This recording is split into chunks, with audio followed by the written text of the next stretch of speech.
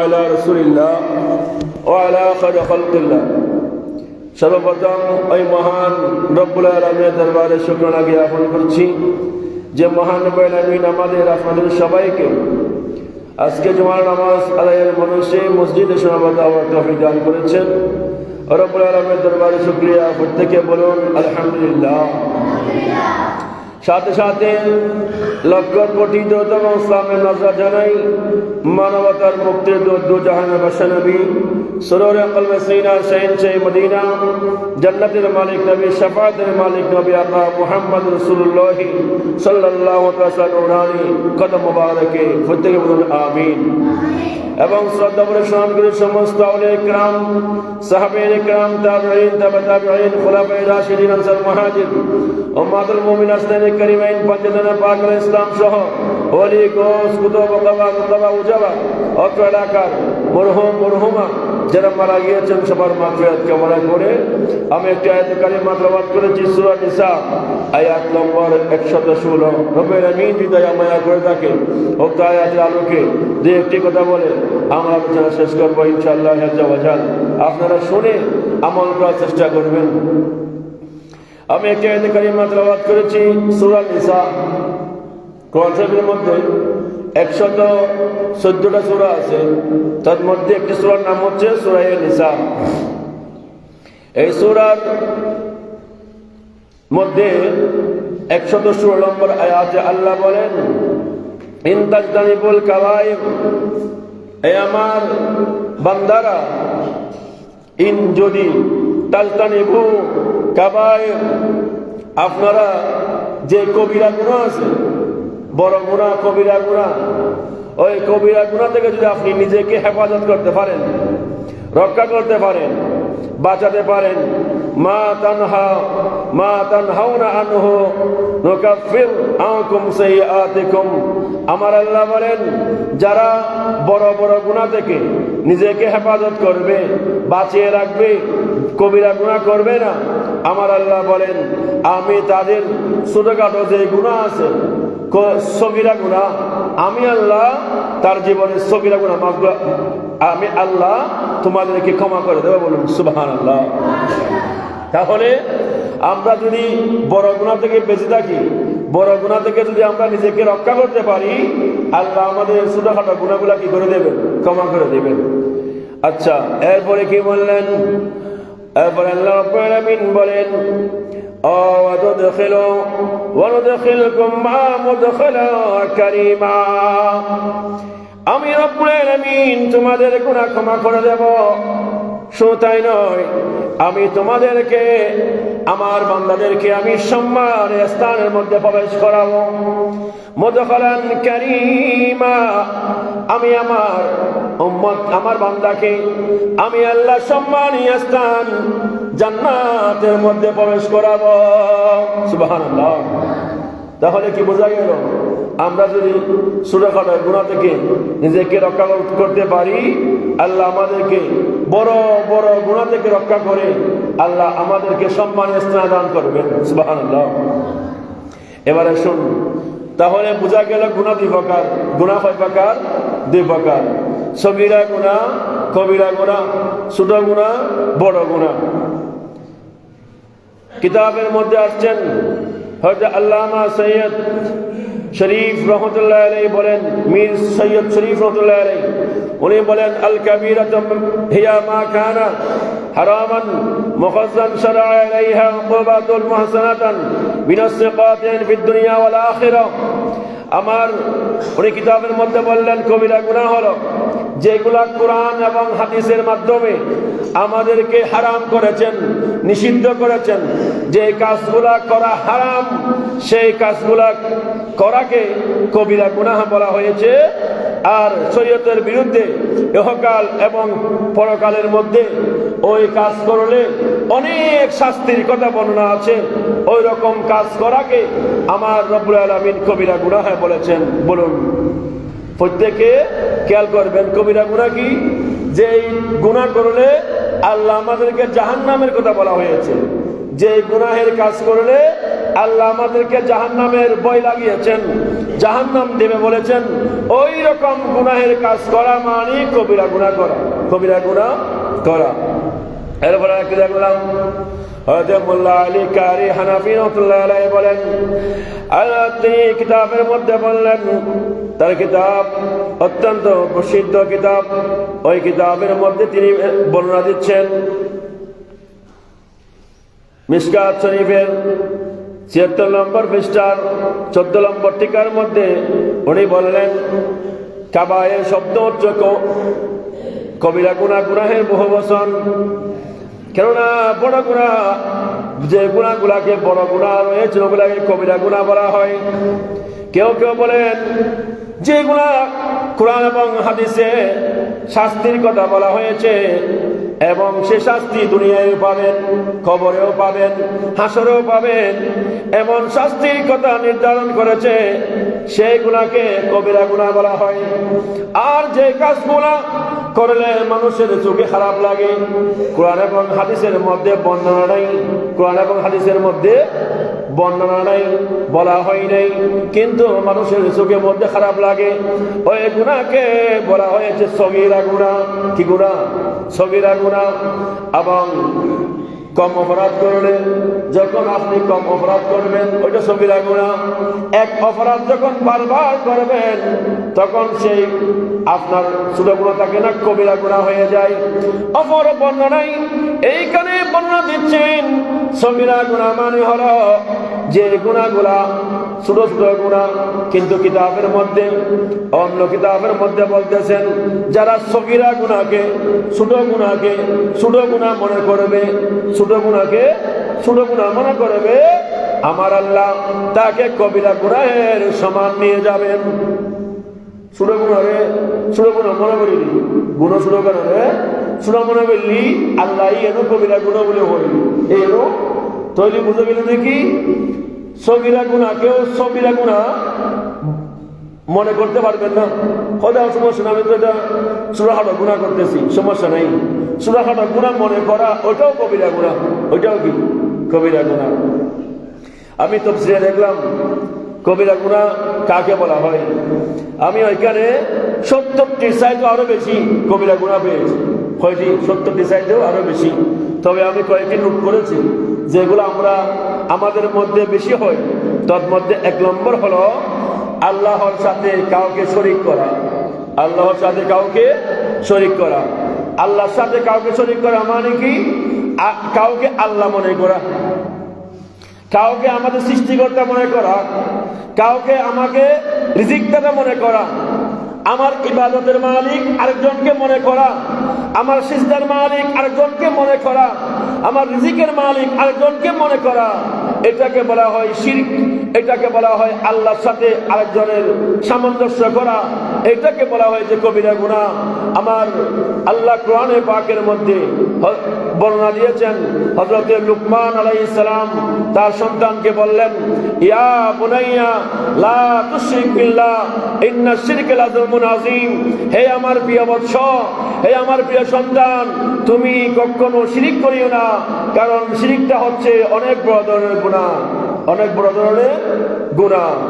তাহলে এখন আমরা কবর জিয়ারত করি, এটা কোনো শিরক নয়, এটা কোনো কি নয়? শিরক নয়। কবর জিয়ারত করা সুন্নাত, কবর জিয়ারত করা সুন্নাত। আমার রাসূল পাক সাল্লাল্লাহু আলাইহি ওয়াসাল্লাম তাহাজ্জুদের নামাজ পড়ে কবর জিয়ারত করতেন, ফজরের নামাজ পড়ে কবর জিয়ারত করতেন, এশারের নামাজ পড়ে কবর জিয়ারত করতেন। আমার নবী জুমার দিন নামাজ পড়ে কবর জিয়ারত করতেন। তো আমার নবী বলেছেন কবর জিয়ারতের সবচেয়ে উত্তম সময় হলো রাতে এবং জুমার রাত। বলুন সুবহানাল্লাহ। এখন আমাদের অনেকের বাপ মারা গেছে, মা মারা গেছে, দাদা মারা গেছে, কবরও চিনি না, খবরও চিনি না। ২-১ বছর পরে কবর চিনি না, আমরা জিয়ারত করবো কোত্থেকে? কবর জিয়ারত রাসূল পাক সাল্লাল্লাহু আলাইহি ওয়াসাল্লাম সুন্নাত। এরপরে আসুন ২ নম্বরের মধ্যে কাউকে অন্যায়ভাবে হত্যা করা। অন্যায়ভাবে কাউকে কি করা? হত্যা করা। একজন এক ভাই অপর ভাইকে। আমার রাসূল হাদিসে পাকের মধ্যে বললেন, কোরআনে পাকে আমার আল্লাহ ঘোষণা দিয়েছেন, পৃথিবীর সমস্ত মুসলমান ভাই ভাই, মুসলমান ভাই ভাই, পৃথিবীর এক প্রান্তে, যদি সেটা আমেরিকা হোক, লন্ডনে হোক, যদি আমার কোনো মুসলমান ভাই কষ্ট পায়, সে কষ্টে আমাকেও কষ্ট অনুভব করতে হবে, কারণ সে আমার ভাই, সে আমার কি ভাই। সেজন্য অন্যায়ভাবে কাউকে হত্যা করা, খুন করে ফেলা, এটা হচ্ছে কবিরা গুনাহ। 3 নম্বরের মধ্যে হলো মা বাবার সাথে মা বাবার অবাধ্য হওয়া। মা বাবার কি হওয়া? মা বাবার অবাধ্য হওয়া, মা বাবার কথা না শোনা, মা বাবার বিরুদ্ধে যাওয়া, এটা হচ্ছে কবিরা গুনাহ। 2 নম্বর, নিজের সন্তানকে হত্যা করা, সন্তানকে হত্যা করা। এটা ছিল যে আয়ামে জাহেলিয়াতের সময় কোনো মেয়ে সন্তান জন্ম নিলে মা বাবা মান সম্মানের খাতিরে ওই সন্তানকে কবরে দাফন করে দিত। কিন্তু বর্তমান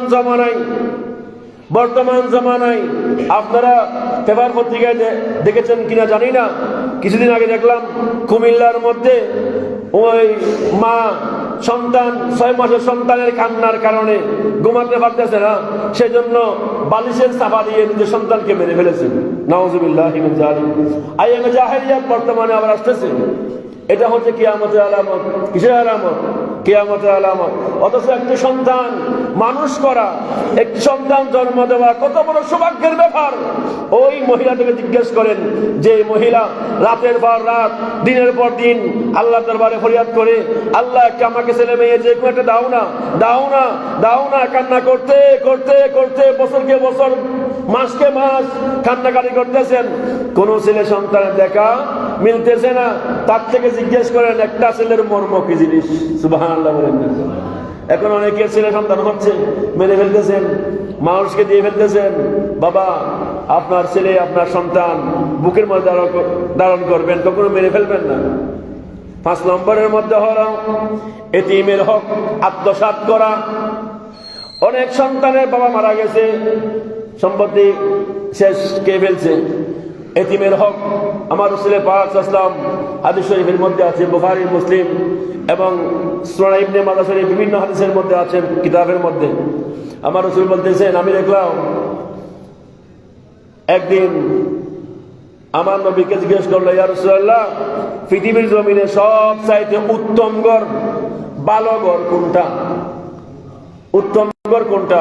আমার রাসূল পাক সাল্লাল্লাহু আলাইহি ওয়াসাল্লাম বললেন, যে ঘরের মধ্যে এতিমকে লালন পালন করা হয়, যে ঘরের মধ্যে এতিম বাচ্চাকে লালন পালন করা হয় পৃথিবীর মধ্যে, সেই ঘরটা হচ্ছে শ্রেষ্ঠ ঘর। বলুন সুবহানাল্লাহ। এরপর জিজ্ঞেস করা হলো, ইয়া রাসূলুল্লাহ, পৃথিবীর জমিনে শ্রেষ্ঠ নিকৃষ্ট ঘর কোনটা, খারাপ ঘর কোনটা? আমার নবী বললেন, যে ঘরের মধ্যে এতিমকে অবহেলা করা হয়, এতিমের গায়ে হাত তোলা হয়, এতিমকে অপমানিত করা হয়, এতিমকে সম্পদ থেকে বঞ্চিত করা হয়, ওই ঘর পৃথিবীর জমিনের মধ্যে সর্বনিকৃষ্ট ঘর। নাউযুবিল্লাহ। একদিন আমার রাসূল বলতেছেন, ফারুক আযম বলতেছেন, শয়তানকে দেখলেন হাঁটতেছে। শয়তান কি করতেছেন? হাঁটতেছেন, এক হাতে মধু আর এক হাতে ছাই। এক হাতে মধু আর এক হাতে কি ছাই, মানে তো বুঝুন সুরত ছাই বেরি। এক হাতে ছাই নিয়ে আর এক হাতে মধু নিয়ে হাঁটতেছেন। ফারুক আযম ডাক দিলেন, এদিকে আসো, তোমার এক হাতে ছাই এক হাতে মধু, কারণ কি? বললেন, আমি ছাই নিয়েছি পৃথিবীর জমিনে যেগুলা এতিম সন্তান আছে, এতিম সন্তান যাদের বাপ নাই, আমি ছাইগুলা তাদের মুখে মাখিয়ে দিই। কেন? হয়তো মানুষ তাকে ঘৃণা করার জন্য। যদি ঘৃণা করে, আল্লাহ তাকে লানত দিবেন, যে ঘৃণা করে তাকে। এতিম সন্তানকে পালন আবাসার জন্য আমি তার চেহারায় ছাই লাগাইয়ে দিই, যারা সবাই ঘৃণা করে। তো মধু কি জন্য? যারা গীবত করেন, চুগলখড়ি করেন, গীবত করেন, তাদের মুখে আমি মধু লাগাই দিই, যাতে গীবত করতে আরো বেশি মজা লাগে। নাউযুবিল্লাহ বলবেন না? গীবত করতে মজা লাগার জন্য আমি কি লাগাই দিই? মধু লাগাই দিই। সেজন্য দেখিয়েন না চাঁদ দোকানে, বাজারে রাস্তার পাশে মানুষরা বসে গীবত করলে শুনতেও মজা লাগে, বলতেও মজা লাগে, দুষ্ট করে। আমার গোসল আজম মাঝভান্ডারী বলেছেন, নিজের দোষ দিয়ে আনে, পরের দোষ পরিহারে নিজের দোষ দিয়ে আনে। আরেকজন দোষটা বাদ দেন, নিজের দোষটা বেশ দেখেন। যেই ব্যক্তি নিজের দোষ বেশ দেখবে, সে কখনো আরেকজনের দোষ বের করবে না। বলুন সুবহানাল্লাহ। এই গোসল আজম মাঝভান্ডারী এই কথাটা বলেছেন, এটা কোনো নিজ থেকে বানিয়ে বলে নাই, হাদিস শরীফের মধ্যে আছে। ময়দানে মহাশরে কিছু মানুষ উঠবে যাদের বড় বড় গুনার বোঝা, বিশাল বিশাল গুনার বস্তা, ওদের উপর জাহান্নাম ওয়াজিব হয়ে গেছে, জাহান্নামে যেতে হবে। কিন্তু আমার আল্লাহ বলবেন, এই ফেরেশতা, ওদের সমস্ত গুনাহ নামিয়ে নাও, গুনাহগুলা নিয়ে ফেলো, ওই ব্যক্তিকে জান্নাতে পাঠিয়ে দাও, জান্নাতে পাঠিয়ে দাও। ওই ব্যক্তি বলবে, আল্লাহ একটি ফরিয়াদ। কি ফরিয়াদ? আমি তো গুনাহগার, কত বড় গুনার বস্তা, আপনি প্রয়োজন আমাকে জাহান্নামে দেওয়া, কিন্তু আপনি আমাকে জান্নাতে কেন দিচ্ছেন, একটু বলেন না। তখন আমার নবীকে বললেন, আমার নবী বললেন, হে আমার সাহাবীগণ, ওই সময় আমার লামাকানের খোদা ওই ব্যক্তিকে বলবে, ও বান্দা, তুমি পৃথিবীর জমিনে অনেক মানুষের অনেক দোষ দেখেছো, অনেক দোষ দেখেছেন, ভালো দোষ খারাপ দোষ, ভালো গুণ খারাপ গুণ অনেক দেখেছেন, কিন্তু আপনি কাউকে বলেন নাই, আপনি কাউকে বলেন নাই, সমস্ত দোষ গোপন করেছেন। আপনি আমার বান্দার দোষ গোপন করার কারণে আমি আল্লাহ তোমার সমস্ত গুনাহকে গোপন করে জান্নাতবাসী করে দিয়েছি। দেখুন না বাবাজি, মানুষের দোষ গোপন করলে লাভ আছে, দোষ গোপন করলেও কি আছে, লাভ আছে। আচ্ছা লাই মানুষের দোষ গোপন করিবেন, এনে একখান ভাইলি ইয়ারা তো আমরা কাজ না হইতে পারে, আর কি এনে একখান দোষ বাইর হইলি মাগুত মাতি ফার্মেসি করে না পরে এনে 2 দিনের মতো পুরো এলাকা হয়ে যায় কি একখান বালা খাম এর মাগুত ফার্মেসি দিয়ে করলেও পুরো এলাকা নয়। আল্লাহ ইয়ারে ভালো দিক আলোচনা করে তৌফিক দান করুক, আমিন। এরপরে বলা হচ্ছে 6 নম্বরে বলা হচ্ছে জিনা করা। জিনা করা কবিরা গুনাহ। আমি এগুলা কবিরা গুনাহ বর্ণনা দিচ্ছি। জিনা জিনা অনেক প্রকার আছে, চোখের জিনা, মুখের জিনা, অন্তরের জিনা, হাতের জিনা, জিহ্বার জিনা, পায়ের জিনা, সরাসরি জেনা করা। সমস্ত প্রকারের জেনা হচ্ছে গুনাহে কবিরা। সমস্ত প্রকারের জেনা কি? সরাসরি জেনা করা চাইতে চোখের জিনা মারাত্মক। সরাসরি জেনা করলে এটা আপনি জেনা করেছেন, গুনাহ হয়েছে, ঠিক কবিরা গুনাহ হয়েছে, ঠিক আছে, পরবর্তী আপনি আর জেনা করেন নাই, সেরে গেছে। কিন্তু চোখের গুনাহ, চোখের জেনা, যে আপনি চোখ দিয়ে যে জেনা করেছেন, অথবা চোখ দিয়ে যে জেনা আপনি দেখেছেন, আপনি ঘুমাইলেও ওই জেনা আপনার চোখে বাসবে, নামাজের নিয়ত বানলেও ওই জেনা চোখে বাসবে, কোরআন তেলাওয়াত করলেও আপনার চোখে ওই জেনা বাসবে। সেজন্য আমার রাসূল বলেছেন, ওই জেনার চাইতে চোখের জেনা হচ্ছে মারাত্মক। রব্বুল আলামিন আমাদেরকে প্রত্যেক প্রকারের জেনা থেকে বাঁচার তৌফিক দান করুক, আমিন বলেন। জেনাবে ব্যভিচার অপরাধ আজকে বৃদ্ধি পাচ্ছেন এই মোবাইলের কারণে, এই মোবাইলের অপব্যবহারের কারণে। আল্লাহ আমাদেরকে জেনা থেকে বাঁচার তৌফিক দান করুক, আমিন। 7 নম্বরের মধ্যে হচ্ছে ওজনে কম দেওয়া। ওজনে কি দেওয়া? কম দেওয়া। অনেক ভাইয়েরা যারা ব্যবসায়ী রয়েছেন, ওজনে কম দিয়ে লাভটা কি? 8 ভাগ কম দিবেন, 1 ভাগ কম দিবেন, ওই কমটা দিয়ে আপনি 20 টাকা, 50 টাকা, 100 টাকা বেশ নিবেন। এটা আপনি কাকে খাওয়াবেন? আপনার স্ত্রীকে, আপনার মাকে, বাবাকে, বোনকে, ভাইকে, ছেলেকে, মেয়েকে, অথবা ব্যাংকের মধ্যে এই টাকা রাখবেন। আচ্ছা বলেন, এই হারামের টাকা যে আপনি ওদেরকে খাওয়াচ্ছেন, আপনি আল্লাহর শপথ করে, আল্লাহর কসম করে একবার বলেন তো, আপনার এই গুনাহে কবিরার বাগটা, গুনাহের বাগটা আপনার পরিবারে কেউ নিবে? তো আপনি কেন ওদেরকে হারাম খাওয়াচ্ছেন? এবার আপনাদেরকে একটা মাসলা বলে দিই। আমরা সবাই মায়ের গর্ভে ছিলাম না? যাত্রার মায়ের গর্ভে যাত্রা ছিলাম না? মায়ের গর্ভে যখন আমাদের বয়স 4 মাস 4 দিন হয়, সেই দিন আল্লাহ আমাদের কপালে লিখে দেয় আমরা দুনিয়ার জমিনের মধ্যে এসে কয় টাকা ইনকাম করব, কিভাবে খাবো, কয় টাকা আমরা ইনকাম করব, ইন্তেকালের আগ পর্যন্ত সেইটা আমাদের কপালে লিখে দেন। তার চাইতে বেশি আপনি ইনকাম করতে পারবেন না। তবে আল্লাহ আমাদেরকে একটা এখতিয়ার দিয়েছেন, নিজের ইচ্ছা দিয়েছেন। ওইটা কি? আপনি মনে করেন আল্লাহ আমাদের নসিবে, আমার আঙ্কেলের নসিবে মনে করেন 1 কোটি টাকা লিখে দিয়েছেন। উনি দুনিয়ার মধ্যে এসে 1 কোটি 1 টাকার মালিক হতে পারবে না, বড় 1 কোটি হতে পারবে না, কারণ এটা আল্লাহর লিখিত, কেউ খণ্ডন করতে পারে না। সেজন্য আমার রাসূল পাক সাল্লাল্লাহু আলাইহি ওয়াসাল্লাম বলতেছেন আমাদেরকে একটা এখতিয়ার দিয়েছেন, নিজের ইচ্ছা দিয়েছেন। কিভাবে? আপনি হারাম ভাবে যদি টাকা ইনকাম করেন তাও 1 কোটি টাকার মালিক হতে পারবেন, হালাল ভাবে ইনকাম করলেও তাও কয় টাকার মালিক হতে পারবেন, যে 1 কোটি টাকার মালিক হতে পারবেন। এবার আপনি হারাম ভাবে ইনকাম করেন, হালাল ভাবে ইনকাম করেন, আপনার ব্যাপার। হযরত মুসা ইসলামের জামানায়, এটা আপনাদেরকে বলছিলাম, আবার একটু মনে করিয়ে দিই। একজন মানুষ আসলো, হুজুর, মুসা ইসলাম বলতেছে আল্লাহকে বলেন না আমি গরিব মানুষ, আমি হালাল রুজি খাই, ঠিক আছে, আমি হারাম খাই না, গরিব, চলতে কষ্ট হয়, কাপড় কিনলে বাচ্চা কিনতে পারি না, বাচ্চা কিনলে কাপড় কিনতে পারি না। আল্লাহকেও তো, আপনি তো আল্লাহর সাথে সরাসরি এই কথা বলেন, আল্লাহকে বলেন আমার রিজিক বাড়িয়ে দেওয়ার জন্য। তখন আল্লাহর নিকট গেলেন। ওই সময় মানুষের হায়াত বেশি ছিল, 100 বছর, 150 বছর, 180 বছর, 200 বছর এরকম হায়াত ছিল মুসা নবীর জমানায়। আমাদের তো এরকম হায়াত নাই। 100 বছর পাওয়া মানে অনেক কিছু বর্তমানে। তো মুসা ইসলাম গিয়ে বললেন, আল্লাহ, অমুক বান্দা বলেছেন গরিব মানুষ, একটু রিজিক বাড়িয়ে দেওয়ার জন্য। আমার আল্লাহ মুসা ইসলামকে বলতেছে, না মুসা, তুমি ওই বান্দাকে বলো তার হায়াত বেশি, তার হায়াত বেশি, আমি সেজন্য অল্প অল্প রিজিক দিচ্ছি, যাতে সে সারা জীবন খেতে পারে। সুবহানাল্লাহ। তাহলে বোঝা গেল আমরা যে গরিব সেটাও আল্লাহর রহমত, সেটাও কি? সেজন্য আবু যর গিফারী রাদিয়াল্লাহু আনহু থেকে একটা হাদিস শরীফ এসেছেন, 3টা জিনিস নিয়ামত, কিন্তু সেটা আমাদের খারাপ লাগে। 3টা জিনিস কি? নিয়ামত, কিন্তু আমাদের কি লাগে না? ভালো লাগে না, খারাপ লাগে। 1 নম্বর, অসুস্থ হওয়া সবচেয়ে বড় নিয়ামত। কি হওয়া? অসুস্থ হওয়া। কেন?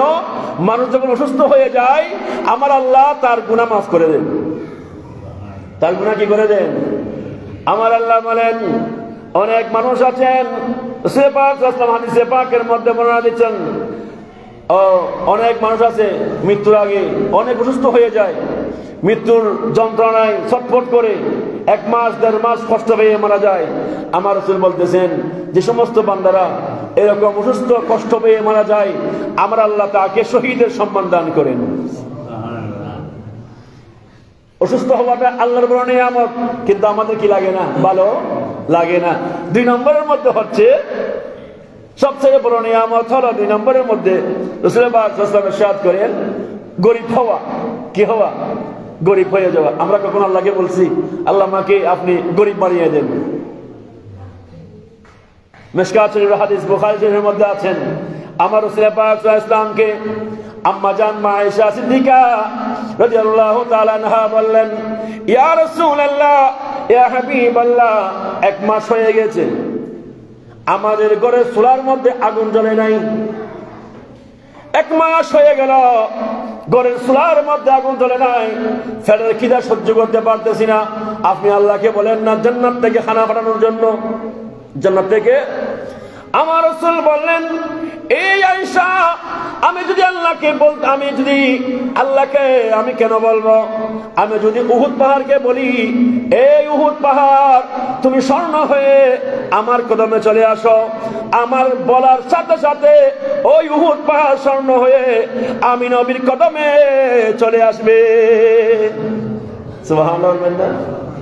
আমি নবী আমি হতে চাই না। কেন?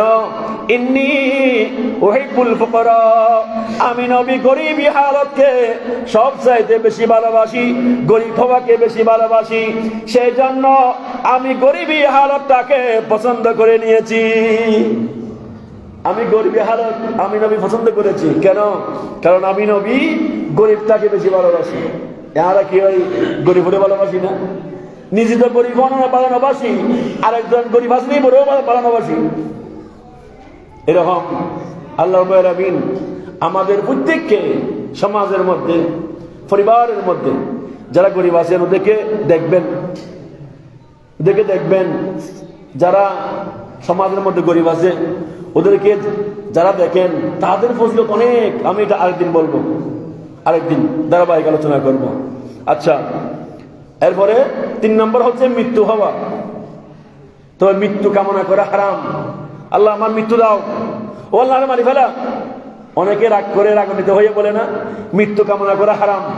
তবে হ্যাঁ, যদি পৃথিবীর জমিনে ঈমান টিকিয়ে রাখা কষ্টকর হয়ে যায়, আপনি ঈমানদার বলতে পারলে কেউ এসে আপনাকে মেরে ফেলবে, জব করে ফেলবে, ওই সময় আপনি ঈমান বাঁচানোর জন্য আল্লাহ যদি মৃত্যু কামনা করেন জায়েজ। আর এমনি মৃত্যু কামনা করা হারাম। কেউ যদি মৃত্যু কামনা করে সেটা কি হারাম, মৃত্যু কামনা করা যাবে না। এই তিনটা হচ্ছে নিয়ামত। আর কোনদিন হই না আল্লাহ আরে সরে সরে মত দিবে এই কোনদিন হইলাম না। কিন্তু আমার আলা হযরত মুজাদ্দিদিন মিল্লাত মুহাম্মদ রাজা ফাজিলে বিলবতুল্লাহ আলাইহি উনি বলেছেন আল্লাহ দরবারে, হে আল্লাহ, আমার 70 বছর 80 বছর হায়াত চাই না। আমার নবী 63 বছর জিন্দেগিতে দুনিয়া থেকে যেভাবে ইন্তেকাল করেছেন, পর্দা করেছেন, আমি আলা হযরত 63 বছর বয়সে ইন্তেকাল হতে আমি চাই। সুবহানাল্লাহ বলেন না। সেজন্য ওনার মৃত্যু হয়েছেন 63 বছরে। এভাবে যারা বুজুর্গ আল্লাহ ওলি আছেন তারা এভাবে মিলিয়ে মিলিয়ে নিতেন সবকিছু। আমরা তো বা গুনাহগার, আমরা তো ওগুলা পারবো? আচ্ছা, ওজনে কম দেওয়া, কখনো বাবা ওজনে কম দিবেন না। 3 নম্বর হচ্ছে 8 নম্বর হচ্ছে নির্দোষ। কোন একজন মহিলাকে মিথ্যা জেনার অপবাদ দেওয়া। একটা মহিলা নির্দোষ, ওনাকে আপনি মিথ্যা জেনার অপবাদ দিয়েছেন, ওইটা হচ্ছে কবিরা গুনাহ। ওইটা কি গুনাহ? কবিরা গুনাহ। এটার অনেক লম্বা মাসলা আছে। একটা কোন স্ত্রীকে যদি স্বামী জেনার অপবাদ দেয়, ওই স্ত্রী ওই স্বামীর আগ্দের নিচে থাকবে না। কোন স্বামী যদি তার স্ত্রীকে বলে তুমি জেনা করেছ নিশ্চয়, এরকম যদি মুখ দিয়ে একবার বলে ফেলে, সে তার আগ্দের নিচে থাকবে না। এরকম জুমার মসজিদের মধ্যে তাকে নিয়ে এসে একজন হক্কানি আলেম দ্বারা তওবা পড়াতে হবে। নেকা পরে তওবা পড়ানোর পরে তাদের দাম্পত্য জীবন আবার শুরু করতে হবে। সেজন্য সাবধান কথা বলার সময়। এটা হচ্ছে শরীয়ত। এরপরে হচ্ছে সুদ খাওয়া, সুদ দেওয়া, সুদের সাক্ষী থাকা, সুদ খন, সুদ দন, সুদের সাক্ষী থাকা, সবগুলো সমান অপরাধ, কবিরা গুনাহ। এরপরে হলো জাদু করা, বান্টনা করা, আছে না নেই? বর্তমানে বেশি না কম? বর্তমানে বেশি না কম? এই জাদুকরণ, বানমারণ, বান্টনা করণ, কেনে ঘরের বাজি। আল্লাহ তাআলা বুঝতে তৌফিক দান করুক, আমিন। 11 নম্বরের মধ্যে হলো আমানতের খেয়ানত করা। আমানতের কি করা? খেয়ানত করা। আমানত দিয়েছেন, খেয়ানত করে ফেলেছেন, আছে না নেই? অনেকেই টাকা দিয়েছেন, পয়সা দিয়েছেন, সম্পদ দিয়েছেন রাখার জন্য, খেয়ে ফেলছে একদম বিক্রি করে, যখন নিতে গেছেন নেই। এরকম আমানতের খেয়ানত। আল্লাহ আমাদেরকে আমাদের খেয়ানত থেকে রক্ষা হওয়ার তৌফিক দান করুক, আমিন। এরপরে বললেন ওয়াদা ভঙ্গ করা, কবিরা গুনাহ। ওয়াদা ভঙ্গ করা, অঙ্গীকার করা। কোন একটা আপনি ওয়াদা করেছেন, ফলে সেটা ভঙ্গ করে ফেললেন, ওইটাও কবিরা গুনাহ। এরপরে হলো মিথ্যা কথা বলা। মিথ্যা হচ্ছে গুনাহের মা। গুনার মার নাম কি? মিথ্যা কথা। গুনার মার নাম মিথ্যা কথা। একটা মিথ্যাকে ডাকার জন্য কয়েকশো মিথ্যা বলতে হয়। সেজন্য গুনাহকে বলা হয়েছে মিথ্যার মা। মা মানে সেখান থেকে বের হবে। আচ্ছা, এরপরে হলো ফরজ ইবাদত, ফজর নামাজ, জোহরের নামাজ, আসরের নামাজ, মাগরিবের নামাজ, এশারের নামাজ। ফরজ ইবাদত ত্যাগ করা, ফরজ রোজা ত্যাগ করা, যাদের সামর্থ্য আছে হজ ত্যাগ করা। এভাবে ফরজ ইবাদত যেগুলো আছেন, যাকাত ওয়াজিব হয়েছে, যাকাত দেই নাই, এরকম ফরজ ইবাদত ত্যাগ করা, এগুলা হচ্ছে গুনাহে কবিরা। গুনাহে কবিরা। এরপরে হলো চুরি করা। বর্তমানে চুর বেশি না কম? আচ্ছা, বহুত খবর আছে এই ধরনের, তোমরা জানুন। এই চুরি করা ওটাও কবিরা গুনাহ। এরপর হচ্ছে গীবত করা এবং শোনা। গীবত করা এবং শোনা। আচ্ছা, গীবত কারে হয়? সাহাবায়ে কেরাম জিজ্ঞেস করলেন, ইয়া রাসূলুল্লাহ, গীবত কাকে বলে? আমার রাসূল বললেন, এমন একজন ভাইয়ের দোষ আপনি সবার সামনে বললেন যে দোষ শোনার পরেও সে মনে কষ্ট পায়, সে মনে কি পায়? কষ্ট পায়, সেটা গীবত।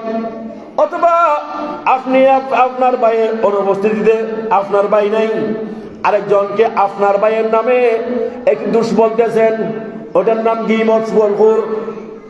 গীবত, চুগলখোর।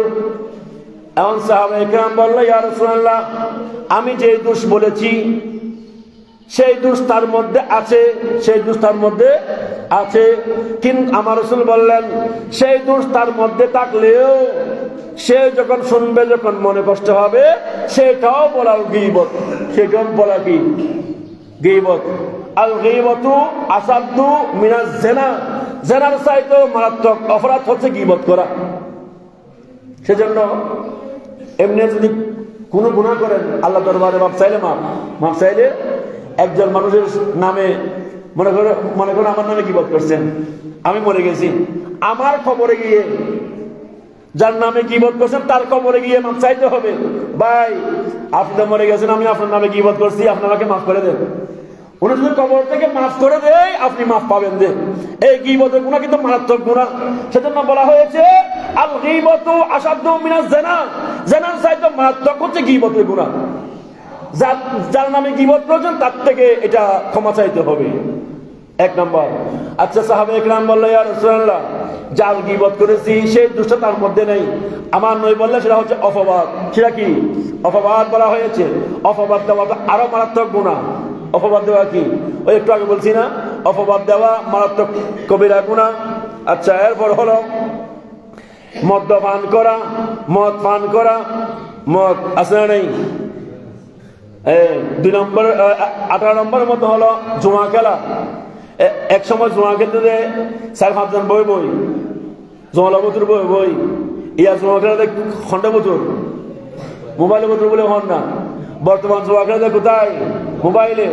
গত 15 দিন আগে একটি মোবাইলে দেখলাম বাংলাদেশ ব্যাংকের বড় একজন ম্যানেজার, যার বেতন হচ্ছে 2.5 লাখ টাকা, উনি মোবাইলের মধ্যে জুয়া খেলতে খেলতে সমস্ত সম্পত্তি হারিয়ে 7.5 কোটি টাকা ঋণ কর্জ করে বর্তমানে পলাতক।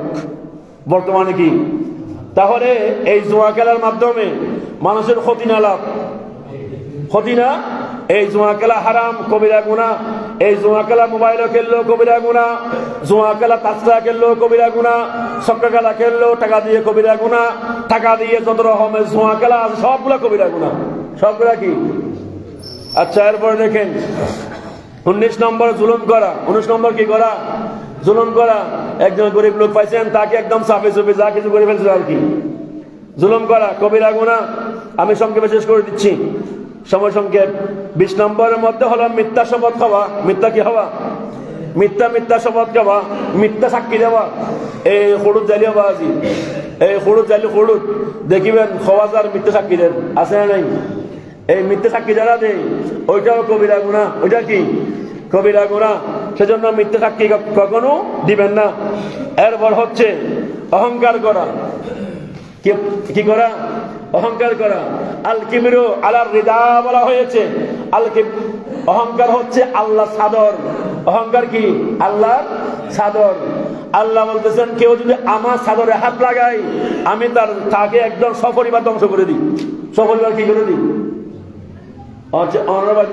চেয়ারম্যান এই ব্যাখ্যান শীতকালে মাফলার করে দিয়ে আসি, মনে করুন কি করে দিয়ে আসি মাফলার অনারবারে মানুষের কোথায় মাফলার এনবাই টান মারি দিই। চেয়ারম্যানে খুশি হবো না নাকি রাগ নিতে হবো? নামাজের কথা না বুঝুন। চেয়ারম্যানে একখান শীতকালে মামলা করতে আসি, মামলার অন্য এলাকার মানুষের কোথায় চেয়ারম্যানের মামলার এনবাই ধরে টান মারি দিই, চেয়ারম্যান খুশি হবো না? রাগ নিতে হবো? আল্লাহ দে অহংকারী নাই আল্লাহ চাদর তো ইয়েন লেখা আমরা টাটানি করিবেন। কেউ যদি আর অহংকারী লই টাটানি করছি যাই আয় আল্লাহ তার একবার ধ্বংস করে দিই। ঠিক আছে না? অহংকার মন যাচ্ছে। এরপরে কি করেছেন? আত্মীয়তা সম্পর্ক ছিন্ন করে দেওয়া আত্মীয়তা সম্পর্ক। সব আত্মীয়তা সম্পর্কের মধ্যে সবচেয়ে বড় সম্পর্ক হচ্ছে বাবার দিক, ফুফু, চাচা, ইনুর ব্যস্তম পুরুষ। এরপরে মায়ের দিক, আগে বাবার দিক, পরে মায়ের দিক। এটা বাবার দিক আত্মীয় নিয়ে এক বিশাল অধ্যায় আছে ফিকা কিতাবের মধ্যে। বাবার দিক পরিবার নিয়ে, বাবার চাচার এই অধিকার, ফুফুর অধিকার, এটা বিশাল আলোচনা। বলতে গেলে এরকম জুমা 3-4টা চলে যাবে। আচ্ছা, এরপরে হলো আমি সেজন্য আবার খালা, মামা ওইগুলাকে বাদ দিতে বলতেছি না, ওইগুলো লাগবে। এরপরে হলো গোস খাওয়া, গোস যারা খায় কবিরা গুনাহ। এরপরে হলো সাহাবায়ে কেরাম, তাদেরকে গালাগাল দেওয়া, সাহাবায়ে কেরামের নামে মন্দ বলা, কবিরা গুনাহ। এরপরে হলো আল্লাহ ছাড়া অন্য কাউকে সিজদা করা। সিজদা 2 প্রকার, যেটা ইবাদতের সিজদা একমাত্র আল্লাহর জন্য, আর সিজদা তাহিয়া সম্মানের সিজদা, কিন্তু সেটা আমাদের বর্তমান জামানার জন্য হারাম। বর্তমান জামানার জন্য কি হারাম? আচ্ছা, এরপরে বলা হলো কি কোন মুসলমানকে কাফির বলা, কোন মুসলমানকে কি বলা? আল্লাহর দুশমন বলা, কাফের বলা, গুনাহে কবিরা, গুনাহে। তারপর স্বামী স্ত্রীর মধ্যে ঝগড়া লাগিয়ে দেওয়া। বউ জামাই বলা আছে, জামাইয়ের বিরুদ্ধে বউ রেখা হইন, বউর বিরুদ্ধে জামাই রেখা হইন, নিয়ম লাগাই হচ্ছে, এরকম ঝগড়া লাগিয়ে দেওয়া, কবিরা গুনাহ। এরপরে হলো বিচার করতে গিয়ে ঘুষকে মিথ্যা বিচার করে দেওয়া, ওইটাও গুনাহে কবিরা। 30 নম্বরের মধ্যে হলো সুগলখড়ি করা। আমি মাত্র 30টা নোট করেছি, 70টা 60ও বেশি কবিরা গুনাহ আছে, যেগুলা আমাদের সমাজে প্রচলিত বেশি। আমি ওই রকম দেখে দেখে মাত্র 30টা নোট করেছি। আমরা যা শুনেছি আমাদেরকে প্রত্যেকটা শুনে এবং আমি নিজেকে জীবনে